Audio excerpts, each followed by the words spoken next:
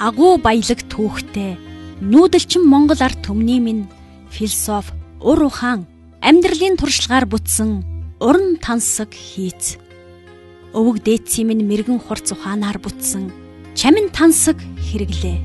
Соёлын үнэт өв өнөө цагт дэлхийн архитектурын салбарт сонгодог хэмээх тодтголыг аваад байгаа Монгол гэр.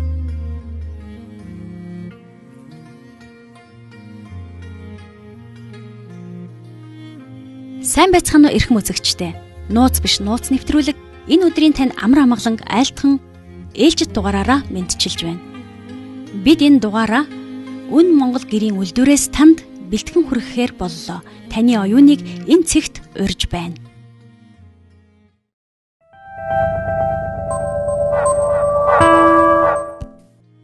Монгол гэр бол 4 цагийн эргэлтэд мал аж ахуй эрхлэн усны тунгалаг ургамлын соргогийг даган нүүдэлж явхад тохиромжтой сууц юм. Геометрийн харьцааг практикаар сайн мэддэг ардын гар урчууд угсрахад тохирох нарийн тогтоосон хэмжээтэйгээр гэрийн мод зохион хийжээ. Гэрийн тонны углуургын тэнхлэгийн хоорондох зай тогтмол байх учраас бариаста гэрийн хамны толгооны хоорондох зай толгооны тэнхлэгийн хоорондох нумны урт түүнд харьцангуй тогтмол байдаг байна.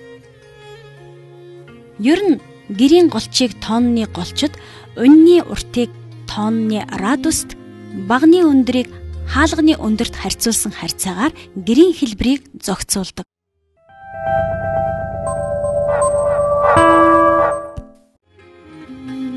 Нууц биш нууц нэвтрүүлэг өвөг дээдсээс уламжилж ирсэн соёлын үнэт өв болох Монгол гэрийг үйлдвэрлэж дотооддоо болон гадаад улс орнуудад экспортлон сурталчилдаг Үн Монгол гэр компанийг танилцуулж байна. Энэ санаа бол яг бид нар чинь нөгөө өмч хуульчлал гэж явагдаал 90-ад онд чинь тэгэл бид дээрээ юу хийх вэ, яах вэ гэж ингээд бодоол ажилласан чинь анх эхлэлгүүрд нэг ямбуу гэдэг одоо гэрийн гарын гадуур бүрээсний материал зарагдчихсэн. Тэгээд үйлдвэрлээд хийгээд үзвэл бас нэг ашигтай юм шиг санагдал. Ээжтэйгээ хоёулаа тэгэл хийж гисэндээ гар ойдлын машинаар өдөрт нэг бүрээс оёол одоо бол наран дуул зах штэ хууч нар бол Бенжамингийн зах дээр бол үйлдвэрлэж хараад тэгэл анхны гараагаа хэлсэн одоо намайг мэддэг л байх одоо энэ гэрийн бүрээс хийдэг айлууд гэр үйлдвэрлэдэг газрууд бол ээжтэйгээ яаж анх наран дуул зах дээр одоо Бенжамин хууч нар бол Бенжамин зах дээр яаж гарч ирж ирсэн тэгэл тэр үед чинь бол автобус унааны олдохгүй тэгэл шахацлдаан донд тэгэл нэг бүрээсээ чирээл нэг сайн дал нэг 3-4 бүрээстэй тэгэл зах гаргаал тэрийгэ зарчаал тэгэл явдаг гэсэн та. Чанарыг өөрсдийн үйл ажиллагааны 1-р зорилт болгон анх 2005 онд Монгол гэрийн хөшиг дулаалга үйлдвэрлэх чиглэлээр үүсгэн байгуулагджээ. Харин 2007 оноос эхлэн иж бүрэн Монгол гэрийг үйлдвэрлэдэг болсон байна. Одоогоор Үн Монгол компани үйлдвэрлэл нь 2 үндсэн хэсэгтэй бөгөөд гэрийн бүрээс хөшиг, брезент, гэрийн дулаалга үйлдвэрлэдэг зөөлөн оёдлын хэсэг. Нөгөө хэсэг нь гэрийн хаалга, багна, унь тоон зэргийг үйлдвэрлэдэг модон эдлийн гэсэн үндсэн 2 чиглэлээс бүтнэ. 20 мужаан, 8 оёдлчинтай найрсаг хамт олон үйл ажиллагаагаа явуулж байна. Үн Монголынхан захиалагчийн хүсэл сонирхолд нийцүүлэн гэрийн бүрээс хөшгийг өнгөхээ угалзыг зохицуулан чимэглэж зохион бүтээн уран нямбаа ойж урлагийн бүтээл болгон таны гар дээр хүргэдэг юм. Энийг оёход бол яг мэрэгжлийн хувьд бол гоёлын 0.1 оёдл ойдгийг. Тэр оёдлчин үнээс болохоор их пропорцоо барьж их оёход шаардлага гарна да. Мөн түүнээс гадна чанартай Монгол гэрийн дулаалгыг үйлдвэрлэн гаргаж байна. Үн Монгол гэрийн хамт олонны үйлдвэрлэж байгаа гэрийн дулаалга нь 5-аас 10 жилийн эдлэгээтэй бөгөөд маш дулаахан, өөрөөр хэлбэл хүйтний улиралд түлшиг 30-аас 50% хэмнэн гин. Хэрвээ танд бэлэн мөнгө байхгүй бол хас банкны лизингийн үйлчилгээнд ч хамрагдах боломжтой юм байна.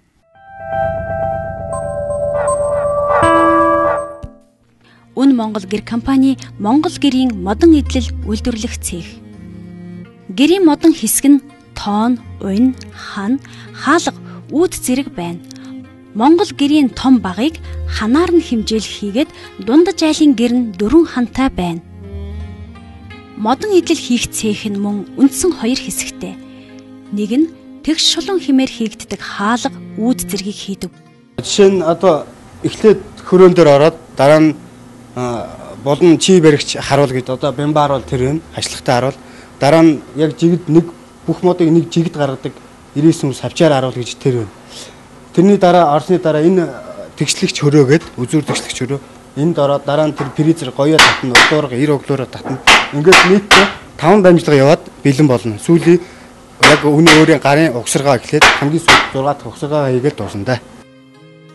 Нөгөө цех нь дугуй, мөрийн хибээр хийгддэг буюу унь тоон зэргийг хийн. Энд одоо тооны багц чинь одоо жишээ нь одоо дандаа шоглоом дандаа гараар хийдэг болохоор тооны цех ер нь баг чиглээд шаардлага байдгүй. Ерөөсө дан гараар гэсэн маш нарийн тоон ерөөсө тойр гэлбэртэй болохоор ерөөсө дан гараар л хийдэг. Тэгээд шууд банц чигээр ингэж орж ирнэ.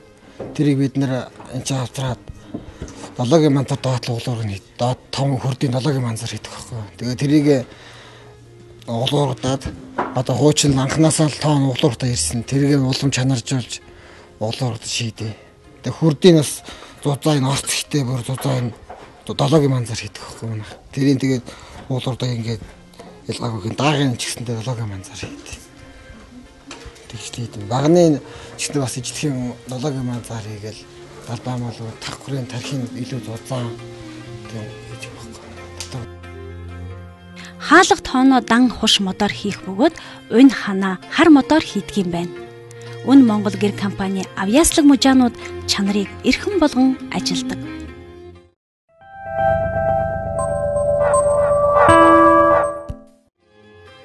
Үн Монгол гэрийнхэн Монгол гэрийн уламжлалаа улам чанаржуулан урлаж таны хүссэн өнгө дизайны дагуу гэрийн модны хээ угалцыг тавьж өгдөг юм. Монгол хээ дүрслийн шинж чанар бол угалцлах, тасралтгүй үргэлжлэл 2 байдаг. Угал зэврээс санаа авсан дүрсийг угалзруулан урлах нь Монгол хээ угалзны дүрслэлд хамгийн түгээмэл тохиолддог. Эдгээрт эвэр угалз, дан угалз, давхар угалз, хамар угалз, буг эвэр, аргал эвэр, сүлжээ угалз гэх мэт маш олон ангилалд хуваана. Хэр бараг нэг хийгээд байдгүй ажил ч бас их нарэ. Тэ. Тэгээд PR-наасаа барьд сурхаасахгүй л тэгэл будгаа найруулах, будгааныхаа өнгийг гаргахад нэгэл бас их ажиллагаа шаарддаг юм л да. Тэгээ өнгөнөө зохицолтой байна. Одоо жишээлбэл хөхтөр шар өнг дагж явах шишээд ногоон дээр улаан өнг дагж явах. Хоёр хөх ногоор завсар заавалчгүй нэг юу өнгө гэж явах хэрэгтэй байхгүй. Гэгээл өнгөдөхгүй болох төр зохицолтой мотоо чинь. Байгалийн юмс, ус, үүл, уул, амтны зэргийг угалзруулан дүрсэлж, үүлэн хээ, усан хээ гэх мэт олон хээг бий болгосон байдаг. Харин өнцөгт хэлбрээр дүрслэгддэг хээ олон байна. Монгол хээ дүрслийн том хэсэг бол өнцөгт хээ юм. Монголын алдартай өлзий хээ, алхан хээ, хатан суйх зэрэг хээнүүд үүнд орно. Эдгээрээс гадна дүрслэл, бэлэгдэл, шашин зэрэгтэй холбоотой олон зуун мянган монгол хээ байдаг.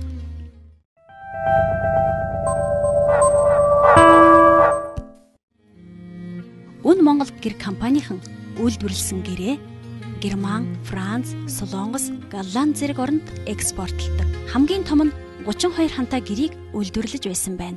Монгол гэрийг бол гадаад бас их дуурайж хийж их оролддог л ба.